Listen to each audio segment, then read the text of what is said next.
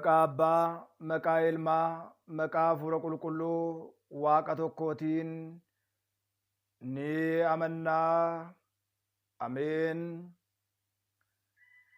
99 gaabbiin isaan barbaachisu irraa nama tokko nama gaabbii galu biratti samii irratti gammachuuf ta'aafi. Wangeela Luqaas boqonnaa 13 boqonnaa 15 lakkoofsa 7. Kabajamootaa fi jaalatamoota maatiiwwan Waaqayyoo hordoftoota chaanaalii keenyaa hundumti keessan akkam jirtu, akkam yoo nageessanii. Guyyaa har'aatiin kan nu qaqqabsiise galanni ulfinni teessoo isaa Ariyaam irratti isaaf haa ta'u. Barumsaa walitti fufiinsaa karaa chaanaalii keenyaa Wangeel Tuubii isiniif darbu kutaa 5ffaa guyyaa har'aa kana waa'ee gaabbii bal'inaatiin barachaa jirru irratti guyyaa har'aa kanas immoo barumsa adda ta'e, barumsa baay'ee barbaachisaa ta'e, barumsa namoota baay'ee rakkisaa jiru, barumsa namoota baay'ee sodaachisaa jiru, kallattii ittiin sodaa keessaa ba'uu qaban, kallattii ittiin gara abboonitti dhiyaatanii badii isaanii himachuu danda'an waliitiin ni ilaalla. Guyyaa har'aa kana yeroo darbe eegallee kan dhiisne badii keenya gara lubaatti deemnee himachuudhaaf wantoonni lama nu dinqu yookiin immoo nu rakkisu. Isaan keessaa tokko sodaa, inni lammaffaan immoo namni iccitii keenya itti himannu kun yakka keenya, gochaa keenya, cubbuu keenya nama biraatti dabarsee yoo hime yoo maal gochuu dandeenyaa kan jedhudha. Namoonni baay'eenis yoon cubbuu koo himadhe nama biraatti dabarsee himuu danda'a. Yoo nama biraatti immoo dabarsee hime yakka natti ta'uu danda'a, saalfi natti ta'uu danda'a, namoonni natti kolfuu danda'a. Yaada jedhu kana maal gochuu qabna? Wanta akkasii yoo nu quunname hoo maal gochuu dandeenya kan jedhu waliitiin ni ilaalla. Hundumti keessan chaanaalii kanaaf haaraa taatan sabiskiraayibii, sheerii fi laayikii gochuudhaan hiriyoota keessanii akka dabarsitan, akka qooddan, warreen haaraa taatan immoo miseensa keenya ta'uudhaaf oolii irratti sabiskiraayibii gootanii oolii mallattoo bilbilaa akka tuqxan isin affeeraa. Egaa akkuma beekamu himachuu gaabbii irratti namoonni baay'ee kan sodaatan waa gurguddaa lama maal fa'i? Hanga dhumaatti viidiyoo kana yoo ilaaltanii fi yaada gaabbii galuuf warreen yaaddanii jirtan, gaabbii galuu warreen barbaadaa jirtan, barumsa guddaa kan itti argattanii fi gara fuulduraatti jireenya keessaniif, amantaa keessaniif deebii guddaa kan ta'u. Namoonni baay'een keenya akkamitti gaabbii galaa turre, maal jennee gaabbii galaa turre, gaabbii gaafa gallu maal keessaa hambisne, gaabbii gaafa gallu maalti hin guutamne kan jedhu bal'inaatiin waliitiin kan laallu ni ta'a jechaadha. Guyyaa har'aa kana mata duree barnoota keenyaa kan godhanni Wangeela Luqaas boqonnaa 15 lakkoofsa 5 gubbaa irratti akkana jedha. Isiniinan jedha boqonnaa 15 lakkoofsa 7 gubbaa irratti akkuma kana nissaa kan isaan barbaachisu qulqulloota 99 caalaa gaabbii isa galu nama tokko biratti, nama cubbamaa biratti gammachuun isaaf ta'aafi jedha. Gaabbiin kan isaan barbaachisu 99 qulqulloota caalaa nama tokko gaabbii galu, nama tokko gara Waaqayyootti deebi'u biratti gammachuu samii irratti ta'aafi jedha. Saba Waaqayyoo gaabbii galuun waa lamaaf nu fayyada. Tokko biyya lafaa irratti yakki keenya, jiruun keenya, hojjaan keenya rakkoo nutti dhufe sanaa jala akka baanuuf nu gargaara. Cubbamaa ta'uu keenyaan hojjennee milkii dhabuu dandeenya. Cubbamaa ta'uu keenyaan baanee milkii dhabuu dandeenya. Cubbamaa ta'uu keenyaan gaa'illi keenya tasgabbii dhabuu danda'a. Nagaa dhabuu danda'a. Suga barakata Waaqayyoo dhabuu danda'a. Daa'ima dhabuu dandeenya. Walumaa gala biyya lafaa irratti rakkoo cubbuu keenyaaf, rakkoo gochaa keenyaaf nurra qaqqabu gaabbii galuudhaan, soomuudhaan, sagaduudhaan, gara Waaqayyootti deebi'uudhaan, gara Waaqayyoo deemuudhaan hunda isaa injifachuu dandeenya. Inni har'aa kun garuu lammiiwwan 99 yookiin immoo qulqulloota 99 caalaa nama gaabbii galu nama tokko biratti gammachuun isaaf ni ta'a samii irratti jedhe. Biyya lafaa irrattis gammachuu arganna. Samii irrattis gammachuu arganna. Gaabbii galuu keenyaan. Inni guddaan fooninis nu milkaa'e, lubbuudhaanis akka nu milkaa'uuf har'a gaabbii galuun keenya, har'a soomuun keenya, har'a sagaduun keenya, har'a waa baay'ee hojjechuun keenya waan amantaa samii irratti galmaa'eetu nuuf ta'a. Kanaaf dhadhamaa'uun keenya, abbooliin keenya, baay'ooliin isaanii mi'a biyya lafaa kana tuffatanii dhiiga isaanii waa'ee mootummaa Waaqayyoof lolaasanii addunyaa isaaniif hin taane keessa addunyaaf ta'anii jireenya isaanii sana dabarsanii jiru. Addunyaan kun ilmaan namootaatiif haa turuuti. Waaqa isheef dhalate, Waaqa ishee barsiise, Waaqa isheef cuuphame, Waaqa isheef foonsaa lolaase dhiiga isaa lolaasee lafee isaa caccabse kanallee hin simanne addunyaan. Akkamiin ijoollee isaa haasimat ture? Akkamiin nuun isiniin haasimat ture? Rakkoof gidiraan biyya lafaa kana foon keenyaaf malee lubbuu keenya irratti rakkoo tokko homaadhumallee fiduu hin danda'u. Egaa akkuma beekamu cubbuun gaafa raawwatan, yakki gaafa dalagan namatti mijaa'uu danda'a, nama gammachiisuu danda'a, namatti toluu danda'a. Haa ta'u malee dhumarra gaafa ga'u garuu hadhaawaadha, jibbisiisaadha, gaabbii keessa nu galcha, dhiphina keessa nu galcha. Kanaafidha mootummaa Waaqayyoo irratti gaabbii galuun hin danda'amu. Guyyaa dhufaatii Waaqayyoo gaabbii galuun hin danda'amu. Bara xumura addunyaa gaabbii galuun hin danda'amu. Bara raabiyyu addunyaa guyyaa dhufaatii isaa gaabbii galuun hin danda'amu. Gaabbiin kan danda'amu ammadha. Guyyaan fayyinaa ammadha. Yeroon gara Waaqayyootti deebi'u guyyaan isaa ammadha. Yeroon isaa ammadha. Qulqullichi Phaawulos guyyaan fayyinaa ammadha. Har'adha guyyaan fayyinaa har'a miti ammadha jedhe.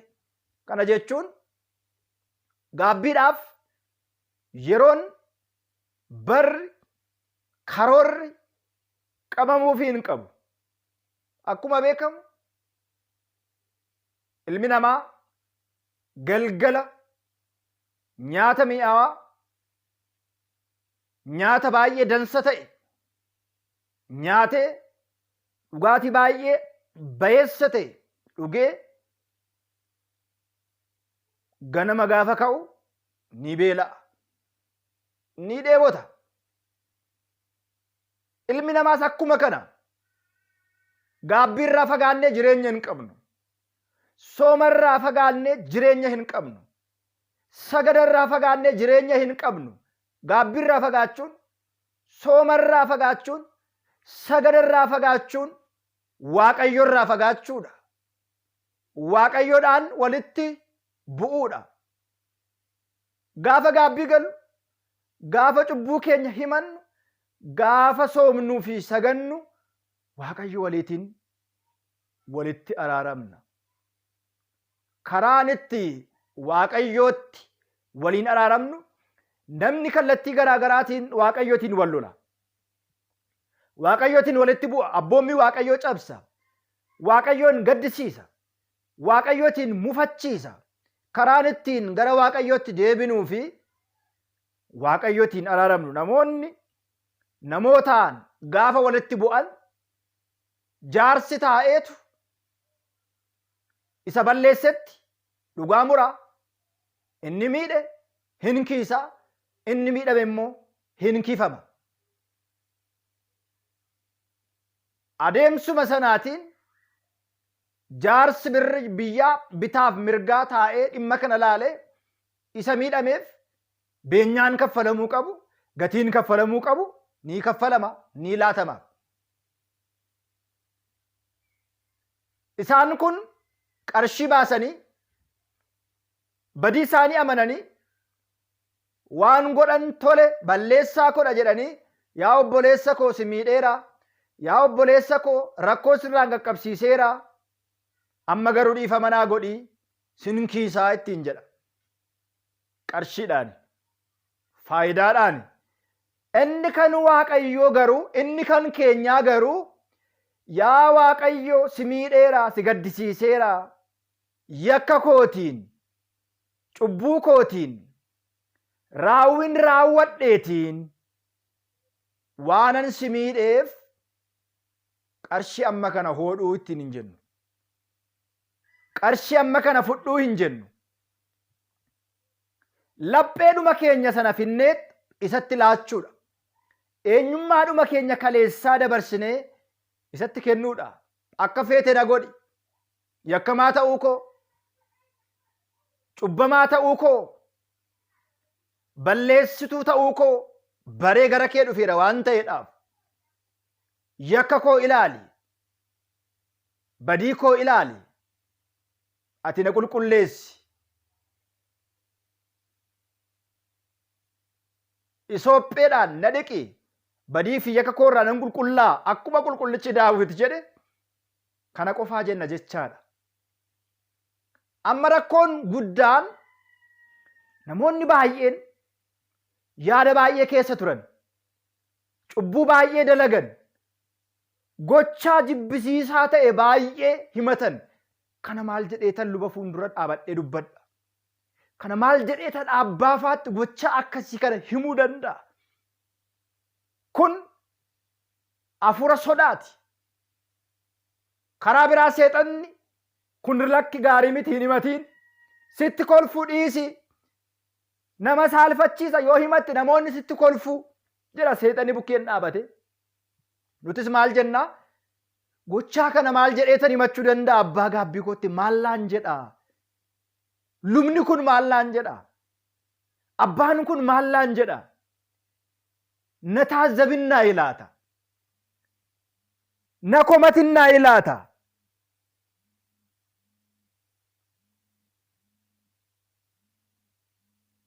jedhee namni baay'een cubburraa fagaata. Rakkoon cimaan nama baay'ee isa kanadha. Saalfiidhaan, qaaniidhaan, maallaan jedhuudhaan ba'aa guddaa baatee kan deemu, cubbuu hin taane waliitiin kan jiraatu. Akkuma beekamu namni na taajjabuu danda'a. namni eenyummaa koo dabarsee odeessuu danda'a. Eenyummaa koo hunduma caala kan beeku Waaqayyoodha. Yakkamaa ta'uu koo anis nan beeka, Waaqayyos hin beeka. Kan namaa garuu yoon yakkamaa ta'es, yoon cubbamaa ta'es namni homaa na gochuu hin danda'u. Homaa na miidhus hin danda'u. Homaan na fayyaduu hin danda'u. Asirratti yeroo darbees akkuma isinitti hime iccitiin gaabbiidha isiniin jedheera. Iccitiin gaabbiidha. Iccitiin kun iccitii gaabbiiti. Jechi kun yeroo darbees kaaseera. Har'a sira deebi'een kaasa. Iccitiin kan jedhame kun namoota sadi gidduutti waan mari'atamee raawwatamudha. Waliigaltee namoota sadi gidduutti raawwatamudha. Inni gaabbii galu, inni gaabbii galchiisu lubichi fi gidduu isaanii Waaqayyoon ni jira jechaadha.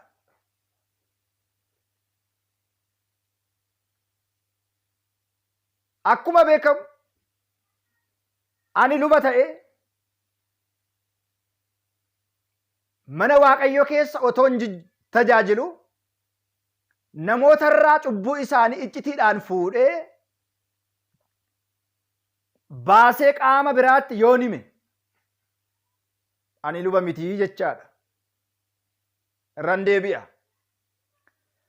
Ani luba ta'e mucaa koo tokkorraa waadaa galee akka isheen soomtu, akka isheen sagaddu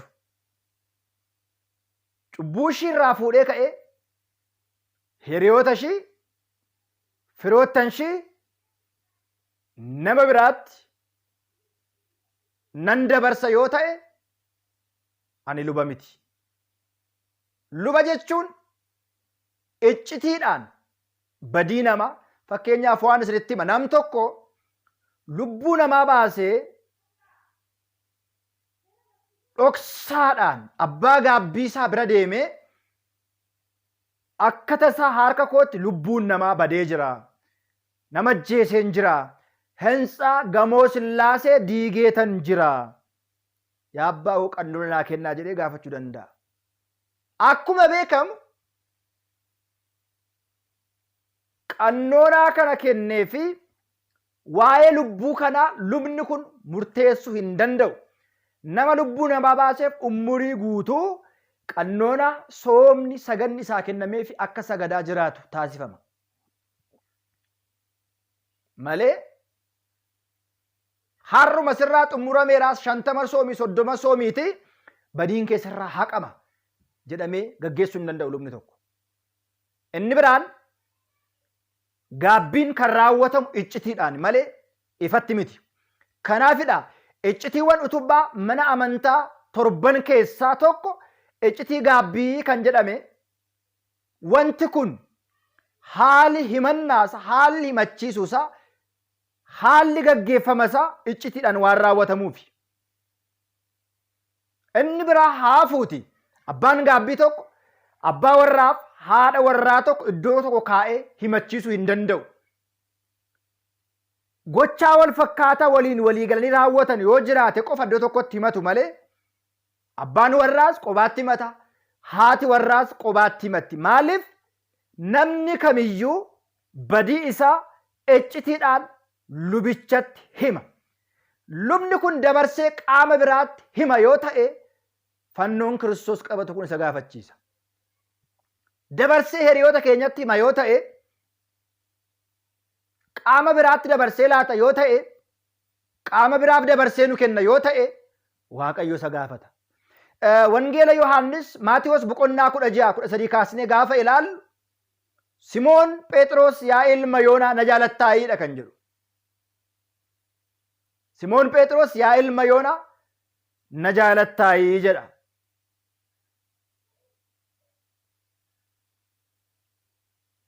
Kanaaf akkan si jaaladhu atu ni beekta, hoolota koo eegi. warra xobbootii, warra qancaraa, warra giddu galeessas naaf bobbaasi jedhee Waaqayyo itti himee jira. Wangeela Maatewos boqonnaa 16-13 irratti furtuu mootummaa Waaqayyoon siif kenna. Furtuun mootummaa Waaqayyoo isa kanadha. Alli Si'ool jigsuu sochoosuu hin danda'an. Lafarratti kan hiite samii irratti kan hidhame ta'a. Lafarratti kan hiite samii gubbaatti kan hidhame ta'a. Hidhaa cubbuu afura daabiloosiin hidhuu, cubbuu hidhuu lubichi aangoo qaba. Furtuu jechuun iccitiidha bara. Balbala mana tokko abbaan fedhe seenee banee ba'uu hin danda'u. Luba jechuun furtuudha. Iccitii keessa isaa jiru eenyu beekuu hin danda'u Waaqayyoon alatti. Waa'ee ijoollee isaa warra yakkanii yaa Waaqayyo dhiifama godhii fi badii isaanii irratti hin lakkaayin jedhee kadhachuutiin alatti wanta biraa gochuu hin danda'u. Wanta biraa raawwachuu hin danda'u, iccitii baasee himuu hin danda'u. Kanaaf warreen luboota sodaattan, amantoo irraa dhabdan, badii keessan himattanii qaamni dabarsee qaama biraatti himu inni luba miti haa himu, isin maal rakkattan? Waaqayyo beeka waan ta'eedhaaf isatti dabarsaa kennaa. Lubicha amanaati eenyummaa keessan dabarsaati badii keessan itti laadhaa. Yoo fedhe baasee haa himu, yoo fedhe dhoksee haa kaa'u, Waaqayyo irraa gatii isaa argata. Imaanaadha eeguudha, hoolaa eeguudha, iccitii hoolotaa eeguudha. Otoo iccitii hoolotaa eeguuf tiksee taanee jirru yeeyyiif dabarsinee, iccitii kana dabarsinee yeeyyiin hoolota kana yoo nyaatte Waaqayyoon nu gaafata. Itti gaafatamnaa jechaadha. Kanaaf gaabbiin himachuun haalli raawwannaa isaa iccitiidha. Waa lamaaf iccitii jedhame gaabbiin. Tokko keessi keenya kan beeku, namoonni biraa kan hin beekne, Waaqayyo kan hin beeku lubichatti himannaa. Gochaa kanas cubbuu keenyas dhokseetu yaa Waaqayyo mucaa koo walatta egelee walda egelee waan akkasii kana yaadadhuun badii isaa irratti hin lakkaa'iniif dhiifama godhiif. Lubni yoom ijoollee isaa yaadata jennee gaafa laallu tokko mana qulqullummaa keessatti gaafa sirna qulqulleessaa, yeroo kidaanii, yeroo kadhannaa dhuunfaa, yeroo zikirii, yeroo kadhannaa garaagaraa ijoollee isaa yaadata.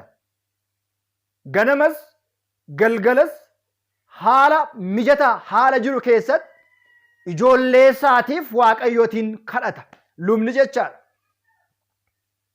Hunduma maqaa kadhannaa isaanii galmeeffatee kaa'eetu yeroo kadhannaa taasisu kadhannaa taasisaaf lubni jechaadha. Sanaan ala garuu waan iccitii ta'e kana qaamni baasee lubni baasee himu lubummaan isaa nama shakkisiisa. Lubummaan isaa nama sodaachisiisa. Lubummaan isaa nama dinqisiisaa jechaadha. Gaabbiin iccitiidha. Iccitiin himannaa, iccitiin raawwata. Inni biraan waan keessa keenya jiru qaamni biraa hin beekne dhaqnee luba kanatti waan himnu iccitiidhaan itti himna. Qaamni biraa otoo hin dhaga'iin. Innis iccitiidhaan nurraa fuudhee Waaqayyo hunduma iccitiidhaan argu. Samiirra taa'ee bakkeewwan garaa garaatti gochaa keenya, adeemsa keenya hubatu isaaf kadhannaa dhiyeessa. Karaa biraa iccitiidha kan jedhame nam tokko cubbuusaa gaafa raawwatu lubichi hin barsiisaa, cubbuusaa ni himachiisaa, sooma sagada kennaa fi gaafa sooma sagada raawwatu fitaaza waldi kadhannaan hiikaan kadhannaan taasifameetu Waaqayyoon si haa hiiku jedhee lubichi eebbisa. Namni kun badiinsaa gaafa irraa qulqullaa'u ija fooniin hin argamu. Hojiinsaa hojii afura qulqulluuti. Badii keenya nurraa kan dhiqu Waaqayyoodha. Afuura qulqulluudha. Dhiifama Waaqayyooti. Hojiin afura qulqulluu yeroo hundumaa dhokataadha. Hojiin afura qulqulluu karaa namni beeku miti. hojiin hafuura qulqulluu karaa dhokataa ta'e eebba suga barakata waaqayyoo nuuf laata jechaadha. Kanaaf nan sodaadhaa, lubichas nan sodaadhaa, iccitii koo baasee yoo na jalaa hime yoo, nama biraatti yoo hime namni natti kolfe yoo jennee otoo hin shakkin, namni biraa yoo dhaga'e lubni kun baasee yoo hime luba kanaaf idaa, luba kanaaf badii, luba kanaaf cubbuudha. Isaafis gaabbii biraa isa barbaachisaa jechaadha. Kanaaf furtuu mootummaa waaqayyoo nuuf kenname kana qabanne iccitii ijoollee keenya galmee hin qoqqoonne kaa'uudha. Inni biraan lubichis daa'imti kun mucaan kun waan isheen raawwatte ilaalee gaddee waaqayyotti dhiyeessuu qaba malee qaama biraatti dabarsee himuu hin qabu. Kunis seera heera gaabbiiti, iccitii gaabbiiti. Abboolii keenyaaf kan kenname furtuu mootummaa waaqayyoo nu harka qofaa jira. Furtuu kanaatiin seeraan eegnee kabaja abbummaa ba'uun nurra jira. Eegumsa abbummaan mucaa isaatiif godhu gochuu qabna. Gaabbii irratti saalfiin, gaabbii irratti sodaan sirumallee hin barbaachisu. Gaabbii irratti gochi koo xiqqoodha, gochi kun baay'eedha, gochi kun nama qaanessaa, gochi kun nama hin qaanessu, gochi kun nama saalfachiisa, gochi kun nama hin saalfachiisu jechuun hin barbaachisu.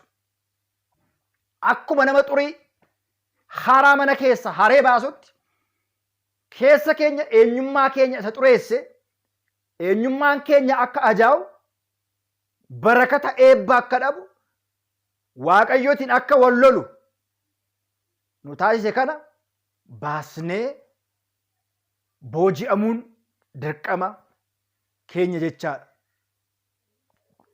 Kanadha gaabbiin, kanadha iccitiin gaabbiin, kanadha seerri gaabbii, kanadha gaabbii galchiisuun, kanadha gaabbii galuun nurraa kan eegamu. Kanaaf kana qofaadha malee inni biraan immoo callisanii kan sodaatan jiru. Hafuura sodaa keessaanii kan jiru.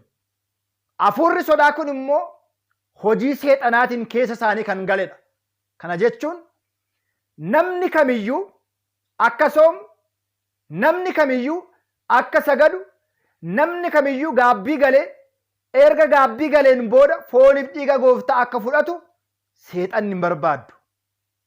Namoonni tokko tokko mana amantaa deemanii gaabbii galuu ka'anii sodaatanii kan galan jiru. Gaabbii himachuu dhaqanii gaafa luba bira ga'an waan dubbatan kan wallaalan jiru. Gaabbii himachuu dhaqanii luba bira gaafa ga'an gochaa isaanii kan dagatan jiru. Kun gaarummaadhaaf miti, waajjira. Hafuurri isaan qabdee jirtu jirti. Hafuurri sodaadhaan, hafuurri gochaa isaanii dhoksuudhaan, hafuurri waan himatan akka isaan wallaalan, akka isaan qaana'an, akka isaan saalfatan gootu hafuura hamaadha. Sirriitti ofirraati mallatteeffachuun dirqama keenya ta'a. Sirriitti kadhachuun barbaachisaadha. Gaabbiidhaaf naga qabsi jennee waaqayyotti boo'uun barbaachisaadha. Kana beekuun nu fayyada. Jireenya keenyaaf, lubbuu keenyaaf nu barbaachisa. Haalota amma har'a kutaa arfaffaadha. Tokko lama sadii jennee shanaffaarra geenye kana seeraan yoo hordofaa deemne bornuyyuu nama biraa barsiisna. Qaama biraa gorsina jechaadha. Nuuf borumsi hin barbaachisu. Inni biraan barnoota kana daawwanlood goone miimoorii irra kaawwachuudha. Biyyatti gaafa gallu daataa dhabuu dandeenya. Bilbilli cabuu danda'a. Bilbilli nu jalaa tabalaasha'uu danda'a. Viidiyoo kana daawwanlood goone miimoorii irra bakka garaagaraa miimoorii binnee kaa'uu dandeenya. Qabna. Bor nu fayyada waan ta'eef. Inni biraan viidiyoo kana buusnee gara biyyaatti galle TVdhaan deekii garaagaraatiin maatii keenya dhaggeeffachiisuu dandeenya. Kun jireenyadha. Carraa kana har'a nuti argane namni biraa argachuu isuu danda'a. Kanaaf akkuma kana qulqulloota 99 bira caalaatti cubbuun gaabbiin kan isaan barbaachisu qulqulloota 99 caalaa nama gaabbii galu tokko nama tokko biratti samii irratti gammachuu ta'aafii jedha. Lafa irrattis gammachuudhaan samii irratti jireenya bara baraatiin jiraachuudhaaf har'a gaabbii galuun barbaachisaadha. Har'a gaabbuun barbaachisaadha. Kan kaleessaatti yoo gaabbine bor of eeggannee deemna. Har'a yoo qulqulloofne bor badirraatii deebina. Adeemsa gaabbii yoo barre gaabbii simanna. Lubatti simanna. Kanaaf gaabbii iccitiidhaan himanna, iccitiidhaan raawwanna. Lubichi iccitii keenya iccitiin qabu qaba. Baasee sin odeessa yoo ta'e ani himadhee dhimma mataa isaati. Lubni kun immoo qaana'uu hin qabnu, sodaa hin qabnu, keessa keenya dhaabannee qulqulleessinee baanee luba kanatti himachuun dirqama ta'a. Iccitii kana haa eegus, haa eeguu baasus inni dhimma keenya miti. Inni dhimma mataa isaati. Yoo eege eebbatti argata. Imaana abbummaa dirqama abbummaa ba'eera. Yoo eeguu baate imaana abbummaa sin eegne dirqama abbummaa sin eegne. Kanadha. Kana beekuun barbaachisaadha. Gaabbii himachuu dhaqeen sodaadhee, himachuu dhaqeen na harkaa badee, himachuu dhaqeen wallaalee, himachuu dhaqeen saalfadhe kan jedhu guyyaa har'aa kana qabee hafuurri saalfii keessa keenya Waaqayyoon buqqisee akka balleessuudhaaf jaallasaa nan qaba. Torbeettaanu otoo abbaa gaabbii ta'anii jiranii namoonni waa biraa yaadan. Abbaa gaabbii ta'anii otoo jiranii namoonni waa biraa yaadan sirriidhaayi kan jedhudha. Abbaa gaabbii fakkaachaa gochaa biraa mucaa isaa irratti yaaduun. Jennu yoo jenne waa baay'eetu jira. Isa kanas itti fufnaa. Inni biraan gaabbii gaafa himannu immoo maal bu'uura godhannee gaabbii keenya himanna. Kanas torbeettaanu kutaa jaaffaatiin barumsa bal'aatiin deebinaa tutturree isii dabarsina. Akkuma beekamu daataa waan fayyadamnuudhaaf yeroo baay'ee viidiyoon dafee bu'uu dhiisuu danda'a, konneeshiniin baduu danda'a, daataa baay'ee nu jalaa fudhachuu danda'a. Kanas haa ta'u sana garuu gatii kaffaluu qabnu kaffallee isin tajaajilu irraa duubatti hin deebinu. Isin jajjabaadhaa, barumsa dhaggeeffadhaa, waan isin galle diskiripshin booksii irratti gaaffii kaa'aa. Waaqayyo hunda keenya duukaa haa ta'u. Torbee abbaa gaabbii ta'anii mucaa isaan irratti waan biraa warreen yaadan jirumoo hin jiranii kana maal gochuu qabna kan jedhuudhaaf abbaa gaabbii irraa maaltu barbaachisa? Ilmoo irraati maaltu barbaachisa? Maal himanna? Bu'uura maal godhannee cubbuu keenya himanna? Kutaa jaaffaa barumsa gaabbii itti deebinaa. Waaqayyoon isin haa eebbisu. Waaqayyoon isin haa hiiku.